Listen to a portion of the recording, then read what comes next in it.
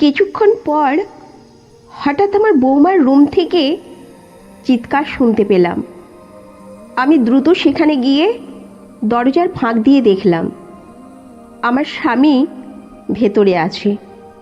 বৌমা কেঁদে বলল, আজকে আর নয়, আমি আর কষ্ট সহ্য করতে পারছি না। স্বামী শান্ত করে বলল, আজ রাতেই সব শেষ, তোমার যন্ত্রণা সেরে যাবে। আমার ছেলে ফিরে আসার আগেই তোমাকে পুরোপুরি। আমার নাম সুমিতা, আমার স্বামী সুমন। তিনি হাসি খুশি একজন মানুষ ছিলেন। তিনি পরিবারের সবাইকে নিয়ে সবসময় আনন্দে মেতে থাকতেন এবং আমাকে ভীষণ ভালোবাসতেন। আমরা আমাদের সন্তানদের সাথে অনেক সুখের মুহূর্ত কাটাতাম, কিন্তু আমাদের পরিবারের এই সুখময় জীবন ধীরে ধীরে বদলে যেতে শুরু করে। আমার ছেলের বিয়ের পর আমার ছেলে একটি বড় কোম্পানিতে ম্যানেজার হিসাবে কাজ করত। তার কাজের জন্য প্রায় তাকে শহরের বাইরে যেতে হতো। আমাদের বাড়িতে তার নতুন বউ, মানে আমার বৌমা, আমাদের সঙ্গেই থাকতো। শুরুতে সব কিছুই স্বাভাবিক ছিল, কিন্তু একদিন আমার ছেলে 1 মাসের জন্য বাইরে কাজে গেলে আমি লক্ষ্য করলাম আমার স্বামীর আচরণে অদ্ভুত কিছু পরিবর্তন ঘটতে শুরু করেছে। প্রতিদিন সকালে ঘুম থেকে উঠলেও আমার বৌমাকে খুব ক্লান্ত লাগতো। আমি জিজ্ঞাসা করলে সে বলতো, মা, রাত খুব গরম, তাই ঠিকমতো ঘুমাতে পারিনি।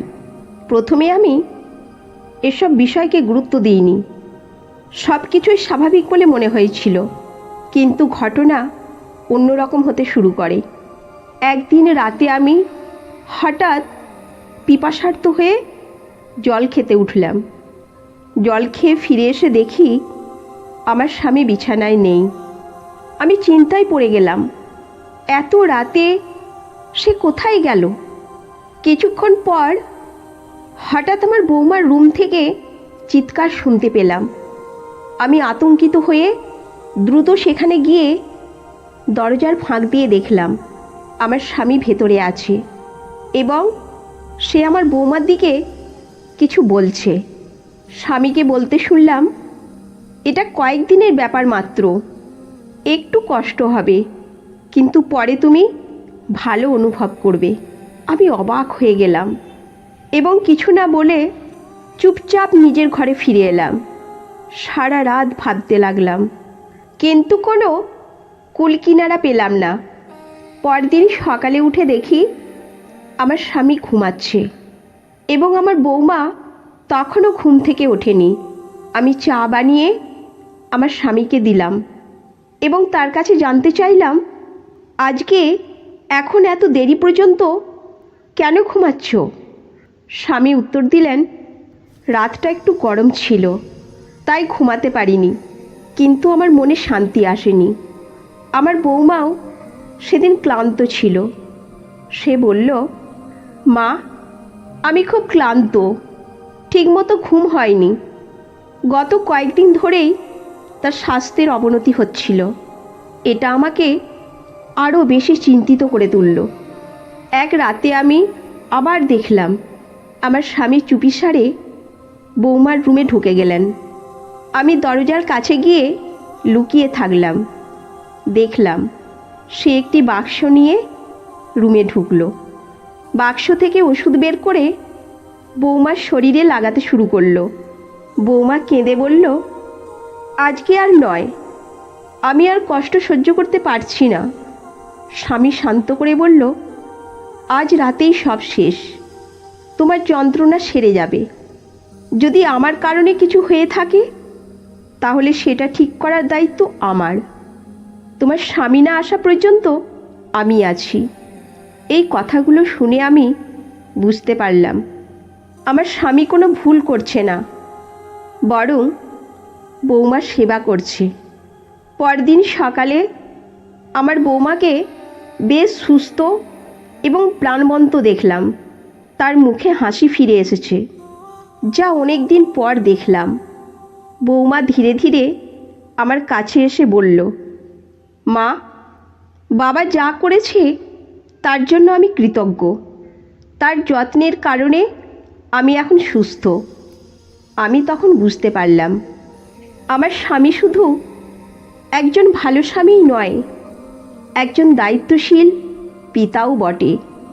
সে তার সমস্ত দায়িত্ব পালন করেছে এবং তার সতর্কতা এবং সেবার জন্যই আমার বৌমা সুস্থ হয়ে উঠেছে। এরপর কিছুদিন সব কিছু স্বাভাবিক মনে হচ্ছিল। আমার স্বামী যেমন বৌমার সেবা করছিল, তেমনি ঘরের অন্যান্য কাজেও মনোযোগ দিচ্ছিল। বৌমার স্বাস্থ্যও ধীরে ধীরে ভালো হতে লাগলো, কিন্তু আমার মনে তখনও অস্বস্তি কাজ করছিল। একদিন দুপুরে যখন সবাই নিজের কাজে ব্যস্ত ছিল, আমি বৌমার রুমে ঢুকে পড়লাম। বৌমা তখন বিশ্রাম নিচ্ছিল। আমি তার পাশে বসে তাকে জিজ্ঞাসা করলাম, তুমি কি সত্যি এখন পুরোপুরি সুস্থ? বৌমা মৃদু হাসি দিয়ে বলল, মা, এখন আমি অনেক ভালো আছি, কিন্তু একটা কথা বলবো। আমি বললাম, নিশ্চয়ই বলো। বৌমা একটু দ্বিধাগ্রস্ত হয়ে বলল, গত কিছুদিন ধরে বাবা আমাকে খুব যত্ন করছেন, কিন্তু মাঝে মাঝে আমি অনুভব করি তিনি যেন আমার প্রতি অতিরিক্ত নজর দিচ্ছেন। আমি এটা নিয়ে কিছু বলতে চাই না, কিন্তু আমার মনের মধ্যে কিছুটা দ্বিধা কাজ করে। আমি চমকে উঠলাম। এই প্রথম আমি বুঝতে পারলাম আমার বৌমাও স্বামীর আচরণে কিছুটা অস্বস্তি অনুভব করছে। সেদিন রাতে আমি সিদ্ধান্ত নিলাম বিষয়টি আরও গভীরভাবে খতিয়ে দেখতে হবে। আমি স্বামীকে কিছু না বলেই চুপচাপ বৌমার রুমের কাছে গিয়ে লুকিয়ে রইলাম। কয়েক মিনিট পর স্বামী আবার বৌমার রুমে ঢুকলো। আমি দরজার ফাঁক দিয়ে দেখলাম সে বৌমার সঙ্গে কিছু কথা বলছে। স্বামী বলল, আজকেই রাত শেষ, তোমার আর কোনো চিন্তা করতে হবে না। তোমার স্বামী ফিরে আসার আগেই তোমাকে পুরোপুরি সুস্থ করে তুলতে চাই। এই কথাগুলো শুনে আমার সন্দেহ আরও বেড়ে গেল। আমি দরজার পিছনে দাঁড়িয়ে সব কিছু শুনতে লাগলাম, কিন্তু যখন দেখলাম স্বামী আবার ওষুধ লাগাতে শুরু করেছে, তখন বুঝলাম সে আসলে বৌমার ভালো চাইছে। তবুও আমার মনের অস্থিরতা কমল না। আমি ভাবতে লাগলাম, এত রাত করে কেন ওষুধ লাগানো দরকার? এই ঘটনার পর আমি বুঝলাম সম্পর্কের ভিত্তি বিশ্বাস আর ভালোবাসার উপর স্থাপিত। অনেক সময় আমাদের চোখ যা দেখে তা সবসময় সত্যি নয়। সন্দেহ আর ভুল বোঝাবুঝির সম্পর্ককে নষ্ট করতে পারে। তাই ধৈর্য ধরে সত্যিটা বোঝার চেষ্টা করা উচিত। আমার স্বামীর প্রতি সন্দেহ জন্মানোর কারণে আমি ভুল পথে যাচ্ছিলাম, কিন্তু শেষ পর্যন্ত বাস্তবটা জানলাম। এই ঘটনা আমাকে শিখিয়েছে সম্পর্ক টিকিয়ে রাখতে হলে বিশ্বাস সবচেয়ে জরুরি, সন্দেহ নয়। বিশ্বাসেই পারে সম্পর্ককে মজবুত করতে। বন্ধুরা, জীবনে অনেক সময় পরিস্থিতি আমাদের বিভ্রান্ত করতে পারে, কিন্তু তখন শান্ত থেকে সঠিক সিদ্ধান্ত নেওয়া জরুরি। বিশ্বাস রাখুন, ভালোবাসা এবং সততা দিয়ে সম্পর্ককে এগিয়ে নিন। কোনো সম্পর্কের ভিত্তি যদি বিশ্বাসের ওপর স্থাপিত হয়, তাহলে সেই সম্পর্ককে কিছুই ধ্বংস করতে পারে না। আপনাদের যদি গল্পটি ভালো লেগে থাকে তবে ভিডিওটিতে লাইক দিন এবং আমাদের চ্যানেল সাবস্ক্রাইব করুন। ধন্যবাদ।